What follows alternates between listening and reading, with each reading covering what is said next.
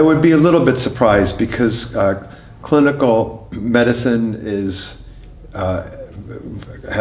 very complicated and has a lot of demands, and there's a lot of knowledge required to do it well. And so I think it's very difficult to really live in both of those worlds and make meaningful contributions in both.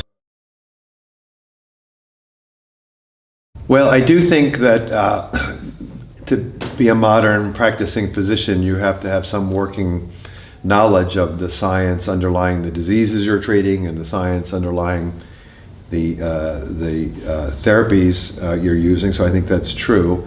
And likewise, I do think scientists are increasingly motivated, but in some cases I would say strongly encouraged, to do work that directly bears on human disease. And I think there's a danger there. I think that we're only going to value your work if it can be applied to patients, because sometimes really important discoveries, it may take years or decades or longer for us to understand how to use that knowledge for the betterment of mankind. And certainly if you look at a lot of the discoveries that led to Nobel Prizes, many of them didn't lead to new therapies necessarily, but they still fundamentally changed the way we understood biology, in the case of the physiology or medicine, or in some cases chemistry prizes, or the world we live in, such as in the physics prizes. I don't think we should be overly preoccupied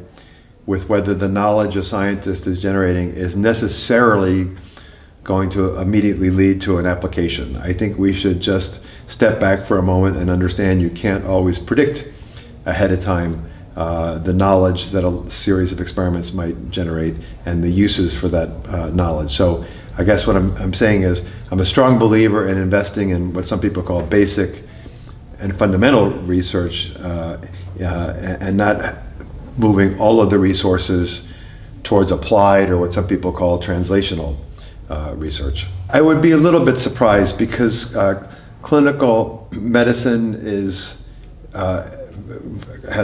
very complicated and has a lot of demands, and there's a lot of knowledge required to do it well. And so I think it's very difficult to really live in both of those worlds and make meaningful contributions in both. So I think people have to decide what's going to be gratifying and rewarding for me. And I think it's helpful for some scientists to have some understanding of the needs of clinicians, but they're such demanding endeavors that it's hard to really see people doing both well. So I think eventually you have to decide, is my future in the clinic, or is my future in the laboratory, or maybe my future is at the computer? But it's hard to do all things well.